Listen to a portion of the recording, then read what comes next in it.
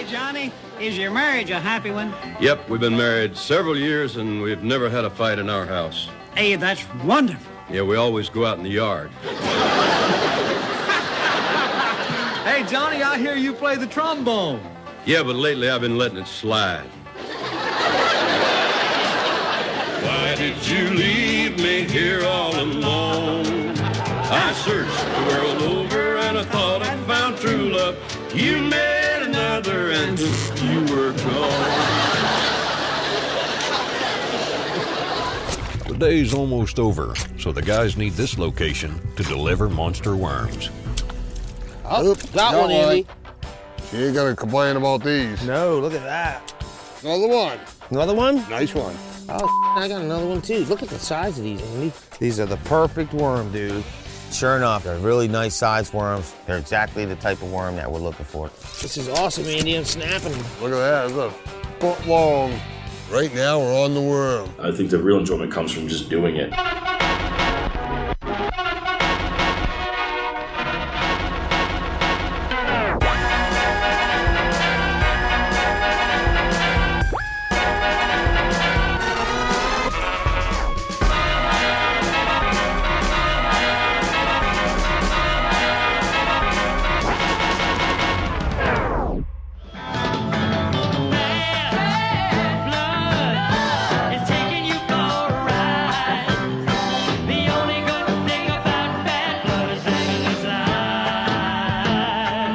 Wow, they certainly don't make songs like they used to.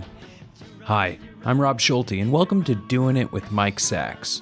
And Rob, me, the producer of the show. You might know Mike Sachs from his books Poking a Dead Frog and Here's the Kicker, or more recently Mike's release of the classic novelization of Stinker Lets Loose. First, let's address today's episode. Mike chats with the one and only Jack Handey, and Ian Goldstein and myself were able to interview Danny McBride and Walton Goggins of HBO's Vice Principals. So stay tuned.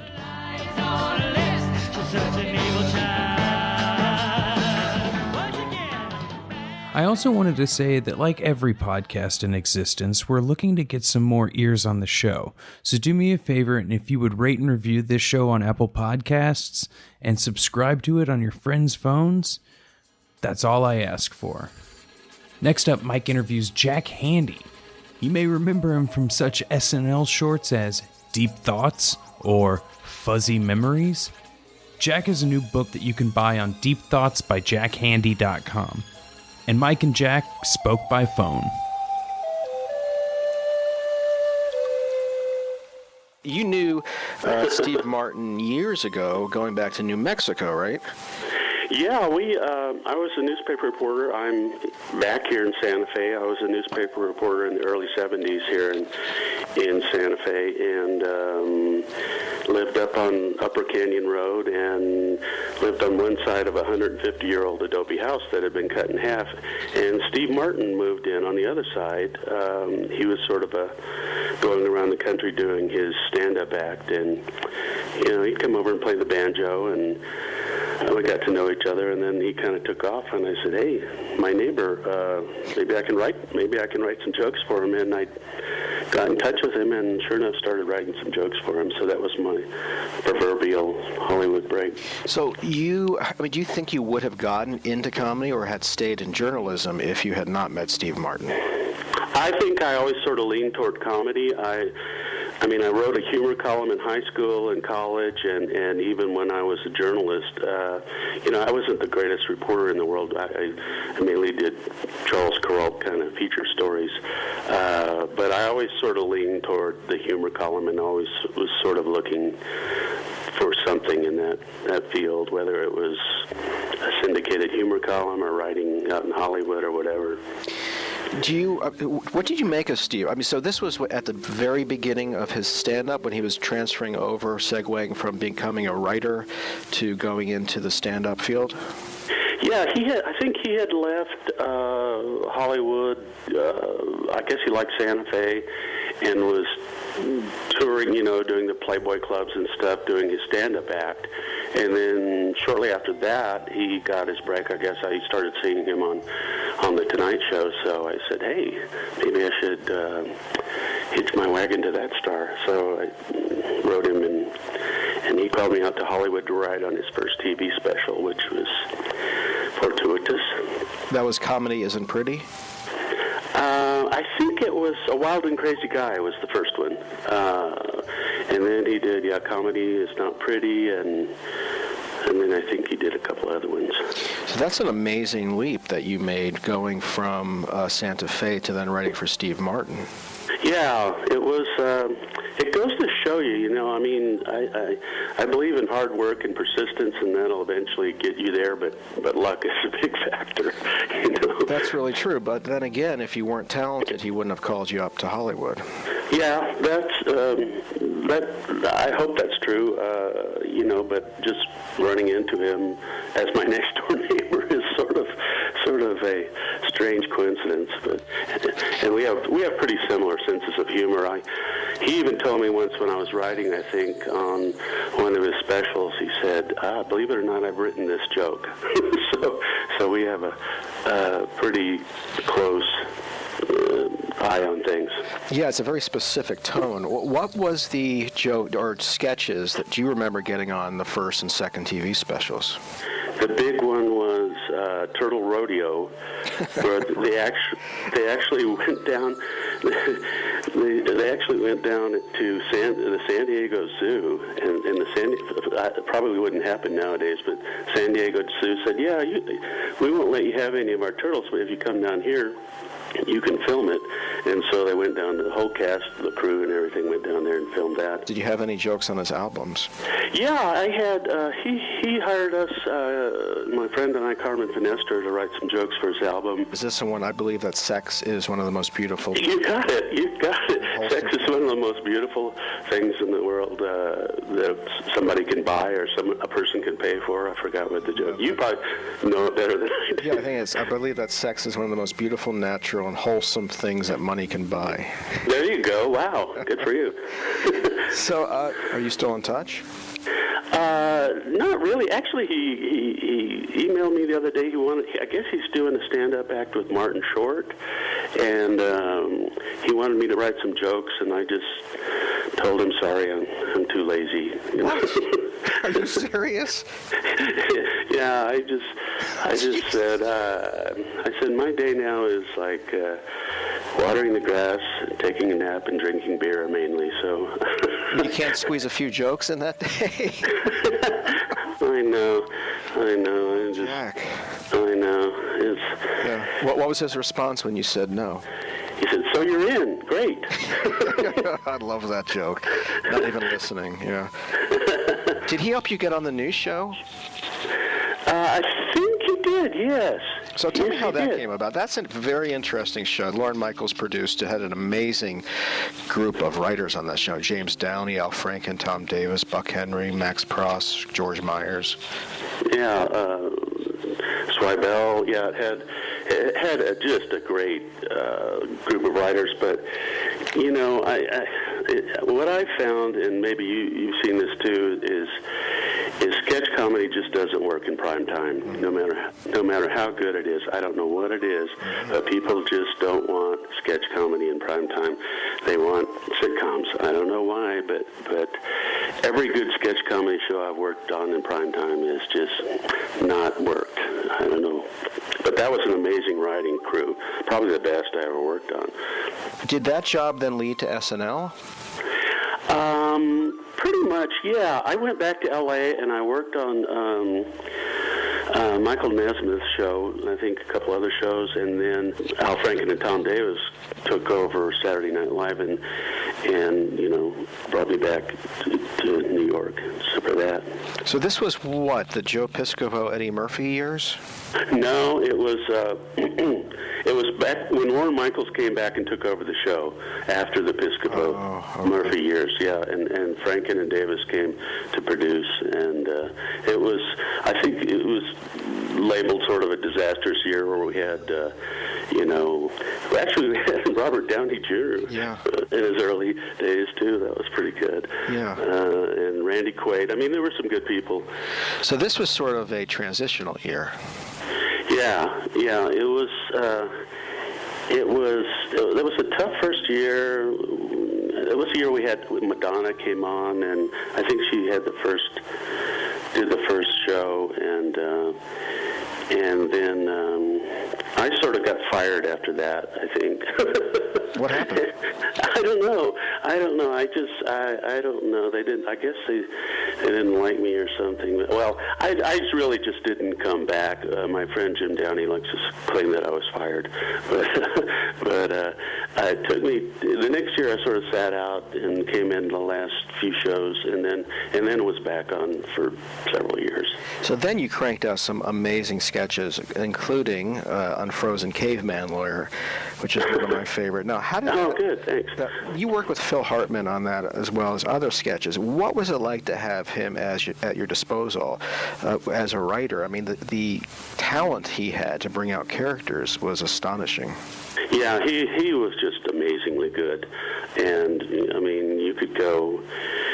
He was just calm, and you could go between dress and air, and he'd be in the makeup room, and I would go, oh, change this line to this, change this line to, and blah, blah, blah. He goes, yep, got it. He was just so cool under fire and could do just about anything. I mean, some writers wrote for, people like Adam Sandler who had a definite character, and they would tune into that character, but Phil could just do anything, so you could write anything for him.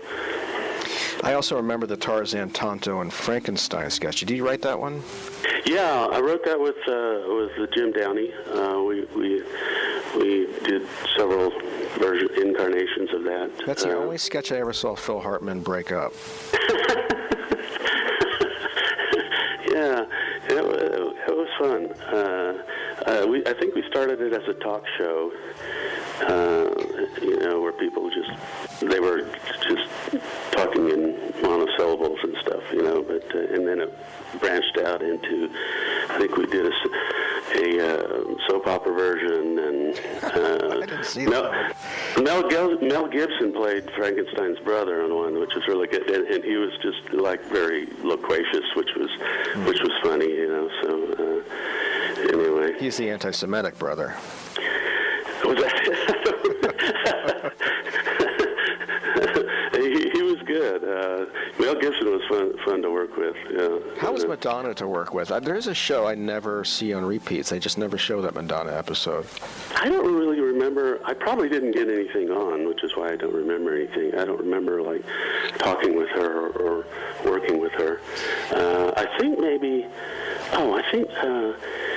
Don Novello and I wrote a film piece about her getting married. Don Novello is a writer that's never not mentioned as much as he should be, but he wrote one of my all-time favorites, The Scotch Boutique. Oh, God. Wasn't that incredible? Oh, my God, yeah. It just took a lot of nerve to stay with that, I'll say, it was so quiet, and they kept doing that sketch. I mean, for those who don't know it, there's a dream of the owner of a small store in a failing mall to sell Scotch tape, and he only stayed in business because he sold the Scotch tape to hold up to going out of business signs to the other stores.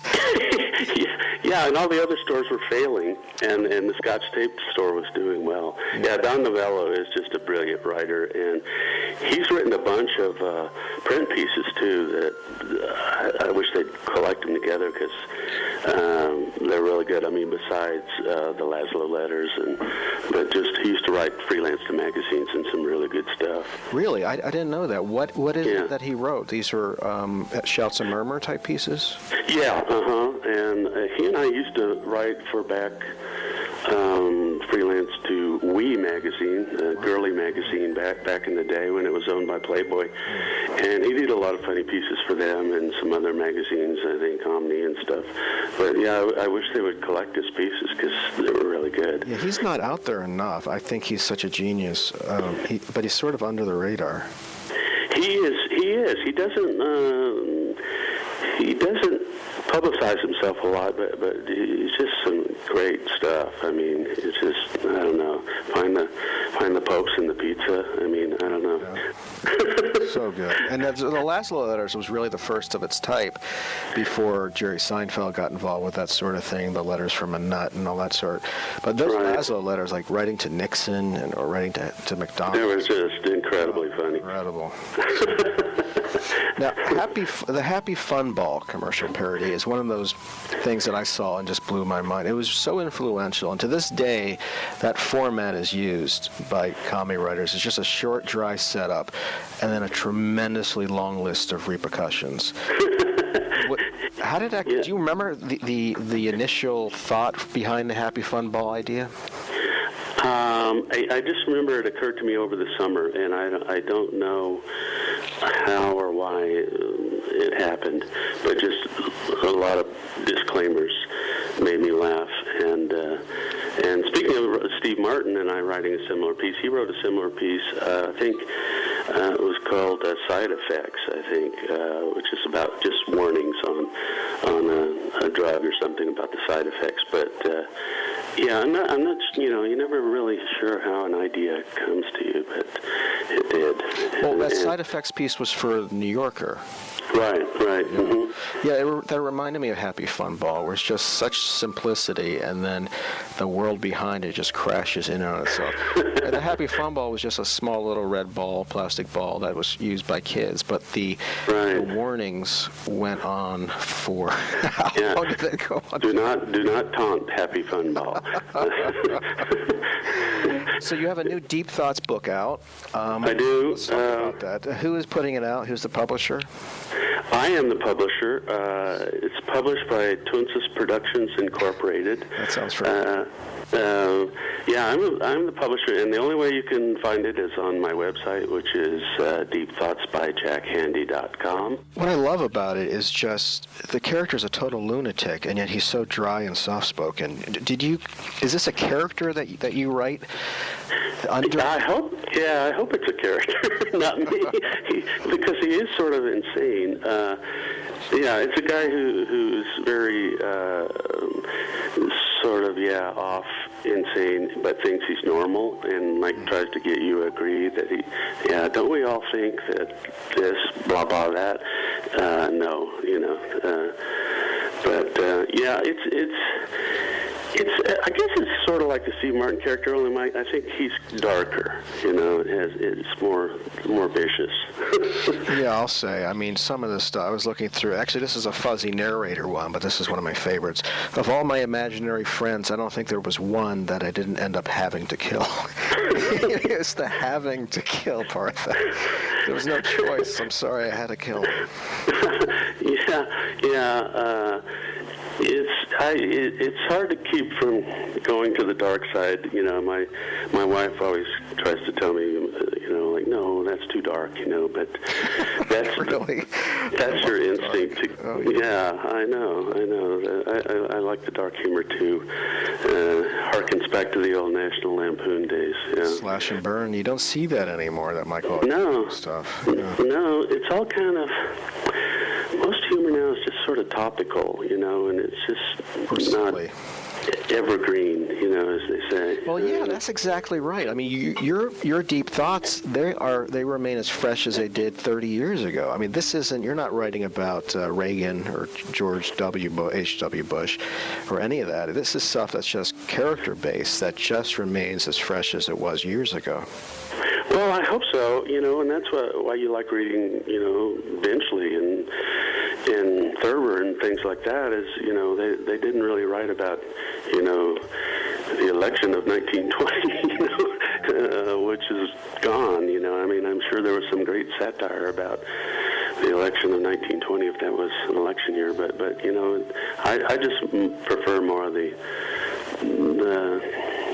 introspective kind of stuff. I don't know. I do too. I remember coming across an Art Buchwald book in the library where I grew up, and it took place 10 years previous, about the Nixon years, and I might as well have been reading something in ancient Sumeron. I mean, it was just like it had no connection. But then I would read Thurber, or even a great Roman or Greek comedy writer, Aristophanes, and it was just because it was character based, it just remained so funny and so fresh.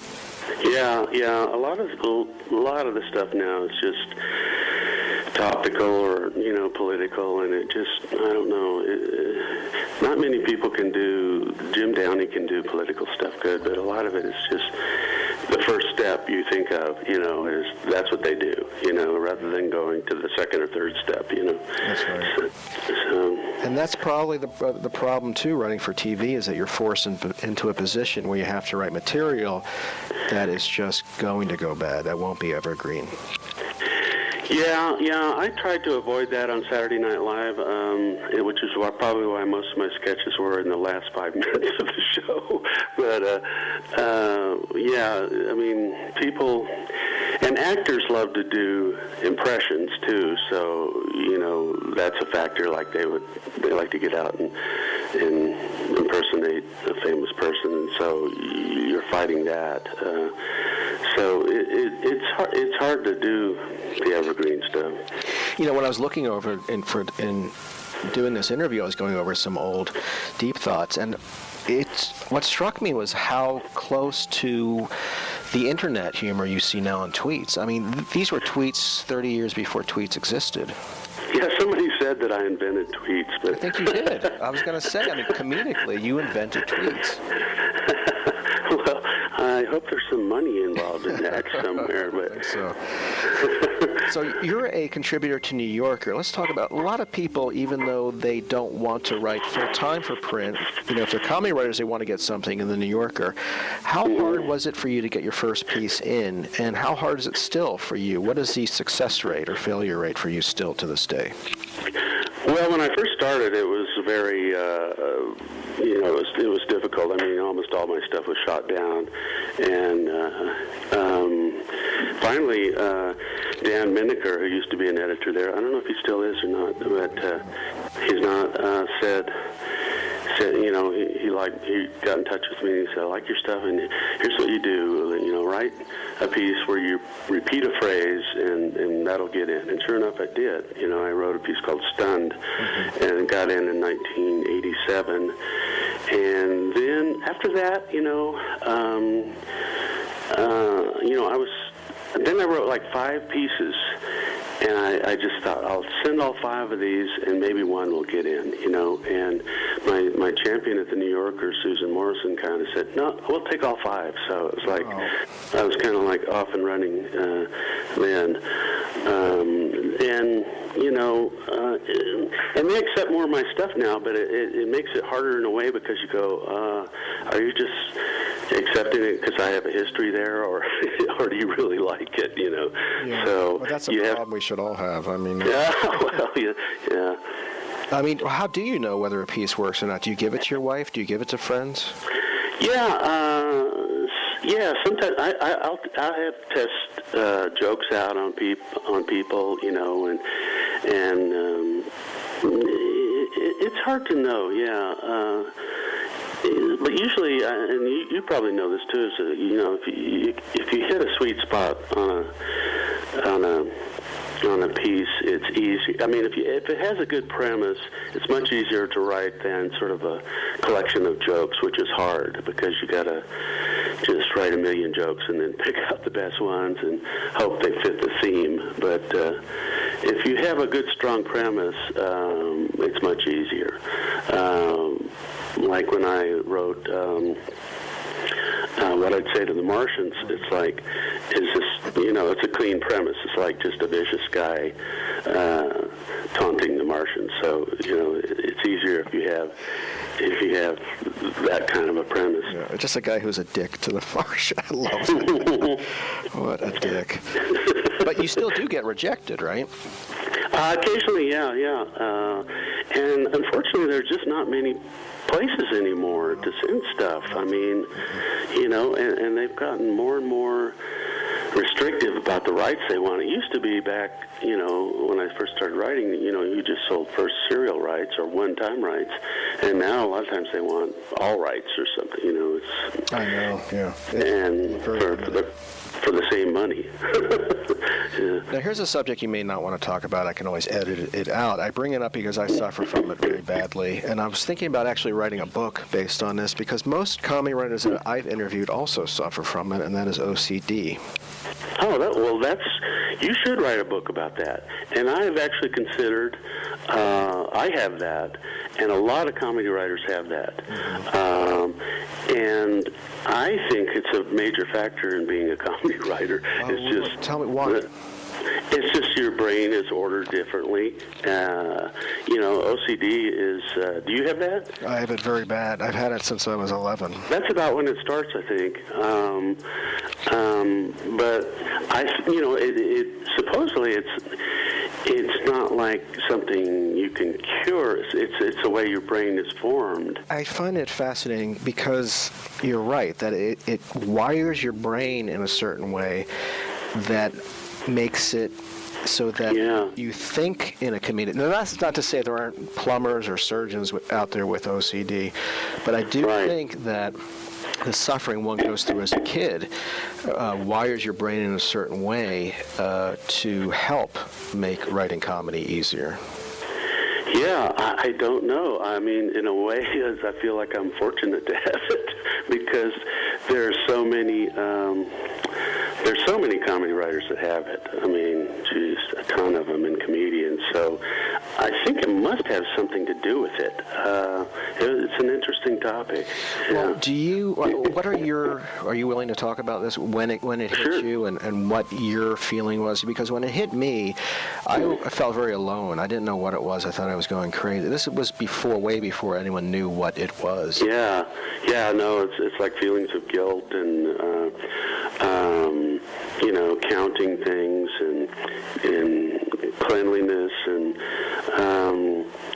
I take Cymbalta to kind of stabilize myself, but, it can be debilitating, but I always felt like, too, in a way, it's sort of ironic that so many comedy writers have it, that I guess it's a physical help. I don't know. Well, yeah, and I do think, too, that it's a very powerful thing, that it's a system of energy, and that if you can tap into it in a positive way, where I used to feel guilty for not doing something every day, whether it was, exercise or this or that, but if you can tap into that and feel guilty for not writing every day, your life will be still miserable, but it's a positive route to take, and that you will produce, and you can sort of hone it and funnel it into something more positive. Yeah, the compulsion, and also I just think for some reason it makes you think of jokes too. I don't know why.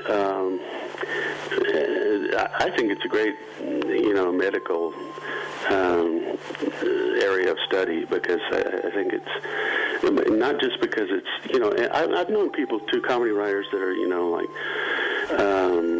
manic depressive too, but that seems less common than OCD. I don't know why. How many friends of yours who write comedy have OCD, would you say? A lot. I probably shouldn't name any names, no. but yeah, a lot, and a lot of famous people.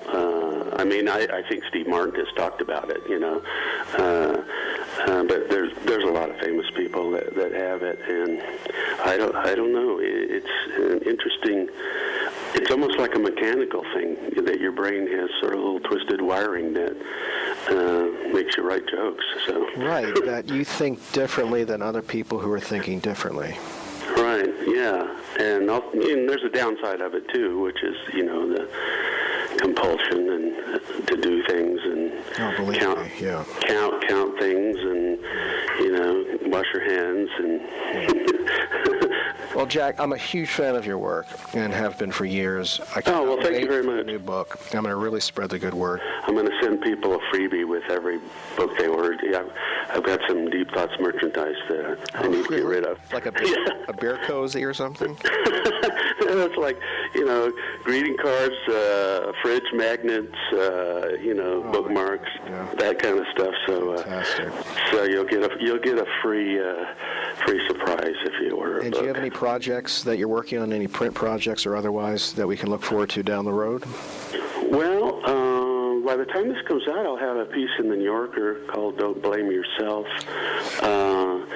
and I'm just sort of floundering right now about what my next book will be. People seem to either love or hate The Stench of Honolulu. But oh God, please don't tell me.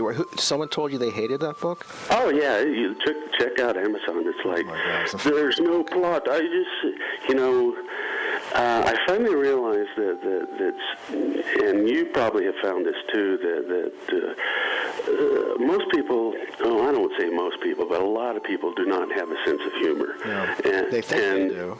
Oh, yeah, they think they do, but it's like if you tell them a joke, it's kind of like you're speaking French to them, and they go, why are you speaking French to me? Stop that! So, yeah, some people hated Stench of Honolulu, but some people really loved it too, so I'm sort of tempted to go back to that. Wait, does that bother you that some people put up negative reviews on Amazon? This is a book that is beloved by myself and all of my friends. I mean, this is the funniest book of the last decade. We love this book. Oh, thank you so much. Yeah, it does. I mean, what was it? I think Carol Burnett said she didn't read reviews because, you may have heard this quote, but he said, the bad ones hurt too much and the good ones are never good enough. But, yeah, it kind of stings when people go, oh, this sucks. But it's selling pretty well, so I have to think people vote with their pocketbooks, I guess. Please do another book. Don't listen to those people, please. Okay. Would you like one like that? Stench? I would love it. The whole point of who needs a plot, quite frankly, and there was a plot. This isn't an episode of Hawaii Five-0, right?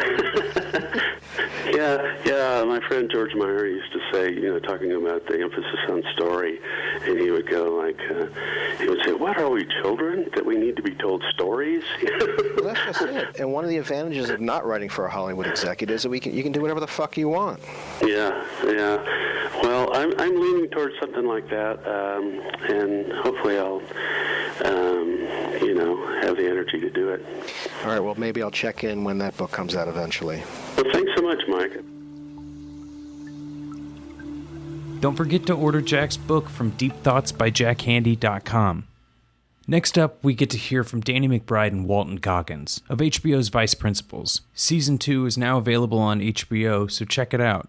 Ian Goldstein and myself had the privilege of meeting these two guys at the HBO headquarters in Manhattan. And I want to say that a lot of times interviews can happen so quickly that they kind of seem like a blur. But not this one. Both Danny and Walton gave calculated and well thought out responses that really show how much they care for their craft. Here, take a listen.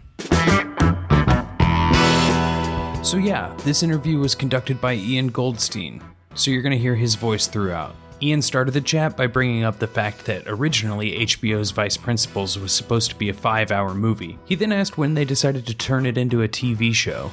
Well, I originally wrote the screenplay with Jody back in 2006. We locked up I had this idea about just this power struggle at a high school where the students had no idea, but behind closed doors there was like some epic struggle with the administrators, and that was the kernel of the idea. And Jody came to Virginia where I was living at the time, and we locked up for a week and we spit the screenplay out in a week. And we loved what we loved about the script was we loved these characters. We loved Lee Russell, we loved Neil Gamby, we liked Dr. Brown, but somewhere around the middle of the script to the end, it just we couldn't crack it. We couldn't figure out what was wrong with it, and so it became this project that we just put on the shelf. And every year I would kind of look back at it and try to figure out like what is it, what's it missing, what does it need, and when we were finished with Eastbound, I pulled it out again to say, well, maybe I should go back and try to crack Vice Principals, and then it just clicked to me like maybe Vice Principals is supposed to be a TV show. Like maybe it's the length of an hour and a half story that's really what's holding this up, And so then I just I pitched that to HBO, and I told them that we didn't want it to make it like maybe it was because we had a script and we already had an idea that it would have a fun, an ending, that we didn't really picture it as a show that would just go on season after season after season, that it was going to have a beginning, middle, and end. And we just pitched that to HBO. We wanted to break it up into 2 parts, like one school year, first semester and second semester. And we just began breaking the story down that way and fitting it into that sort of model, and that just kind of became the evolution of it. After that, Ian asked how they approached their roles, having little knowledge of what a vice principal's day-to-day life actually is. Walton responded. While I may not know that many vice principals, I do know a lot of narcissistic assholes. and so from none are in this room, right? Yes, okay, good. Right. Yeah. No, I mean, what these guys wrote was so clearly defined. It's just kind of turn yourself over to it. And I just kind of saw it as soon as I read it. It's like, wow, this could be unbelievable. And then, you just kind of turn yourself over to an imaginary set of circumstances, really. These guys don't go for jokes, they're motivated by like the great directors of the 70s, all these guys, Jody and David and Danny.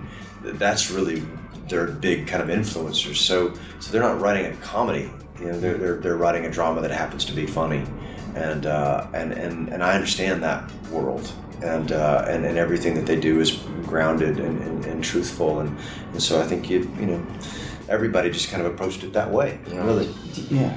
And I was a substitute teacher for a little bit, so I had experience being in the school, and then I actually just went and I interviewed like a few different vice principals and principals just to kind of get an idea of what the deal was there. But I think ultimately, if it's based on these characters, and like if the characters are, if they're relatable, then their jobs just tend to be the background in which it happens in. So I don't think ultimately, we didn't have a big understanding of baseball, but I think ultimately Kenny Powers was a character that you could identify with, even if he wasn't a baseball player. He could have been a country music singer, or he could have been, a child performer. I mean, so it's like, I think it's about ultimately finding characters that you can have a hook into them that's sort of universal, and it doesn't have to, and you just use their profession then as your set, that's your decoration, that's the world that you pull your stories from, but it doesn't have to be in there. This easily could be some power struggle between two warring brothers in a fucking Shakespeare play, I think, and but then we just move it and put it into a public school, and it gives you a whole another set of dynamics.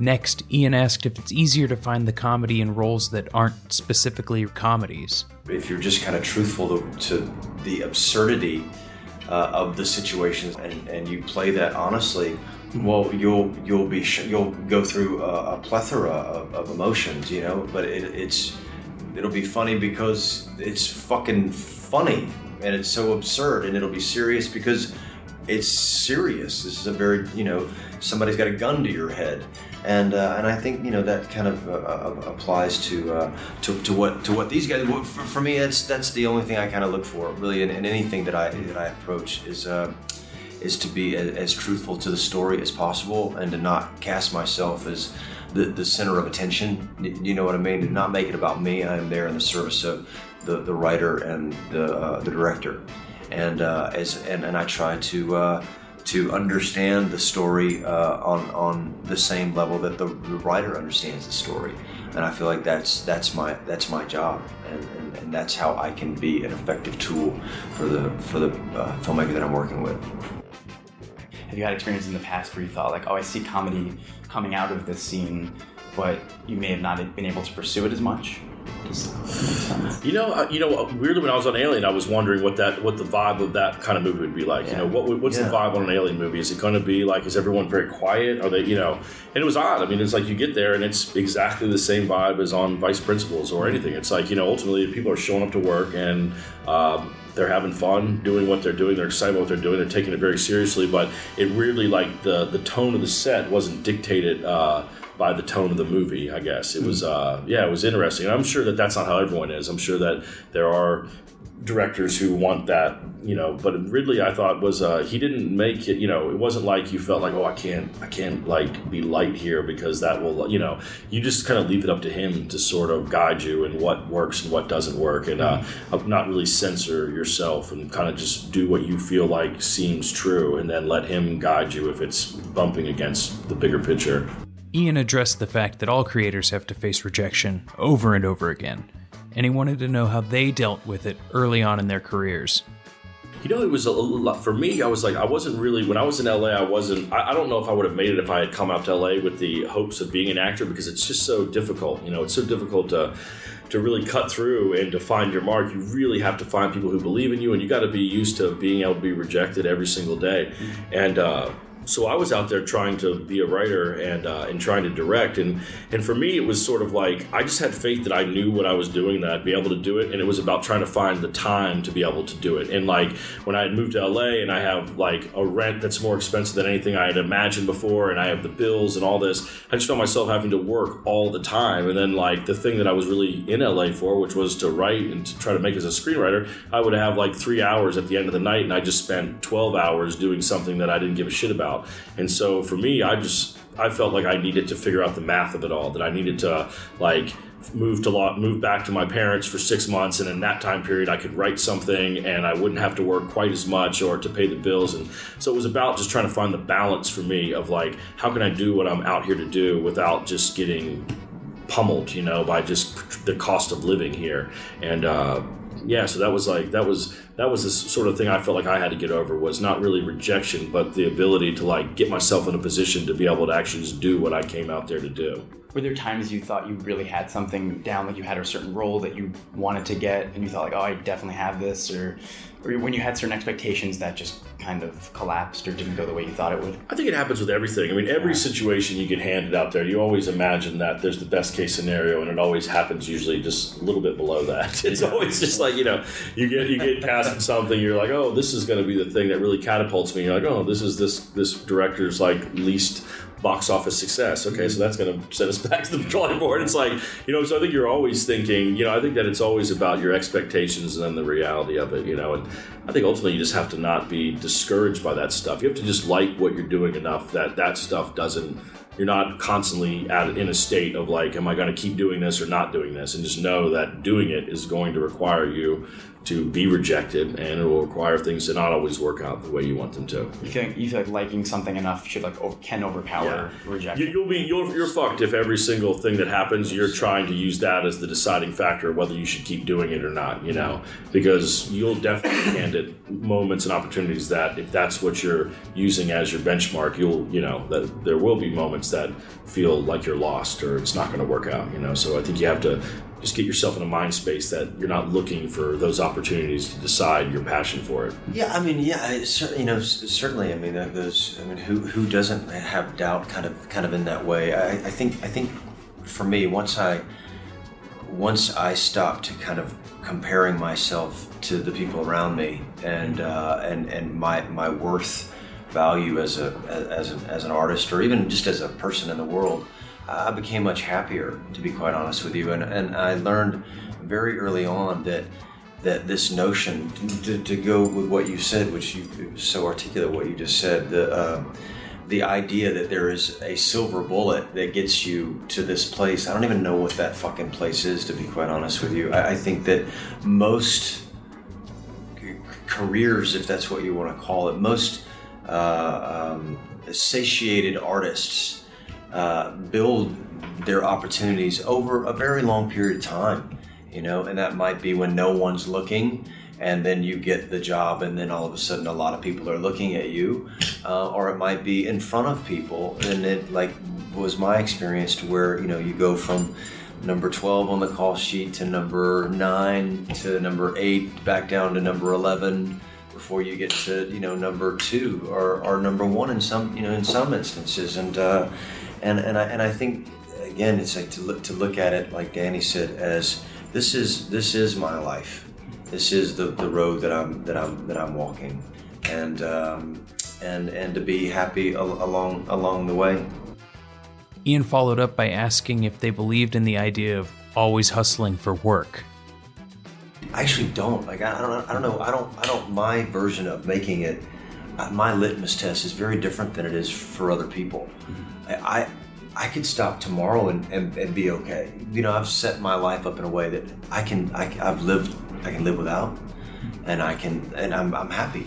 Life for me is okay, but I don't have to be in a $50 million, the lead of a $100 million movie, in order for me to be successful in my own eyes.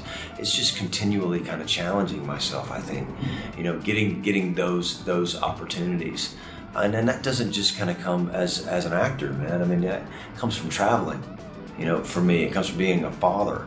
And so I think people will really have to be very, very careful about setting up these expectations and looking to other people to get the answer that they need in order to go another day. Do you know what I mean by that? It's like, this is the fucking day, mate. You know, it doesn't get any better and it doesn't get any worse. It's just how you're looking at it. Couldn't agree more myself. Boom. Yeah. That's that. Yeah. I mean, exactly. I mean, I agree. It's like, I don't think it is about making or not making it. It is about, it's just about having an interest in what you do. Like, you know, I know as a, you know, with each of these shows, with Eastbound or with VPs, it's like you create something, you find the dynamic, you find characters that work, you figure out stuff. And then for me, it's always just a matter of like, okay, next time I want to try something where I avoid that pitfall or I try this. It's just a matter of just trying something different, you know, and in that regards, I feel like that fire doesn't really go out for me. I'm always, you know, I don't like finish something and think, okay, I've done it. That's the thing that like defines me. It's always like, okay, on the next one, I'm going to do it like this and I won't do that. And I'll do, you know, so it's, I guess with each project for me as a writer, it just is about what you learn from that project to apply to the next thing you're going to do. Next, he asked if it's hard to work on your current project when you have a movie you filmed years ago hitting the theaters that week. You know what's funny? It's like a movie coming out is the most anticlimactic thing that can ever happen. It really is. Because like you work on something and you assume that there's going to be this moment where like everybody turns to you and it's like, wonderful job. You know what I mean? Like you know, and that's just not really how it goes. Like you start realizing like, oh, like the climax for me as an artist is when we make it and when it's done. And then you hope that people go see it. You hope that people like it and you hope it's something that, you know, people appreciate. But ultimately, if you're like kind of like waiting on like the waiting on the positive feedback or something, that just doesn't really happen in a way that like really I think quenches anything, you know? Yeah, you're not. Yeah, it's like this outside kind of validation for your worth, for your self-worth. You know, that's futile. Yeah, and then if you are waiting for that, then it's just like, you know, like Pineapple Express comes out and you're thinking, oh man, this is, you know, I've been living with this for a year now. I can't wait for people to see it. And then it comes out, and then the next weekend another movie comes out, and everyone's talking about that. So it's like it really. You know, it really has to be about, like, I think the real enjoyment comes from just doing it, you know, from being able to do it, and then you just cross your fingers and hope that hey, you can do it again. You get to do it again, yeah. And finally, Ian wanted to know, who is an actor or a creator supposed to be doing all of this for? Is it for themselves, or is it genuinely for the audience? I think everybody kind of, you know, you secretly want that attention or that affection from, you know, from somebody saying, you know, it was a good job, or this, you know, you did good. And in our profession, it's like from a director, right? And or needing to kind of please people and kind of be friends with people. And I, you know, I had that, and it just caused me so much pain early on, like doing a take and just like looking and just like, is that motherfucker gonna walk over here and tell me I did a good job or not, you know, or not? And then I kind of got to the place, and it was just never, it never satiated me. It was like a bottomless pit. And then I finally, you know, pretty early on, man, like I got to the place where it was just like, man, fuck that. This is about, and not just about me, this is just about this story. I don't care whether you come up to me. I don't care whether you don't come up to me. I don't care if you say something positive. I don't care if you say something negative. I'm enjoying what I do. And I'm gonna get it right, and I'm gonna get it wrong, and I'm not gonna be good or bad because I don't believe in being good or bad. Like maybe I don't understand this part of the story, but you can bet I'll understand. If I don't understand this part of the story now, I'll understand another part of the story later. I mean, it is kind of what it is, you know. And I think once we stop seeking approval, like in our life, like on a moment to moment basis, then you would find a lot happier people in this world of ours. Mm-hmm. You know. Anyway, I need to take one little. I'm gonna check my Instagram real quick.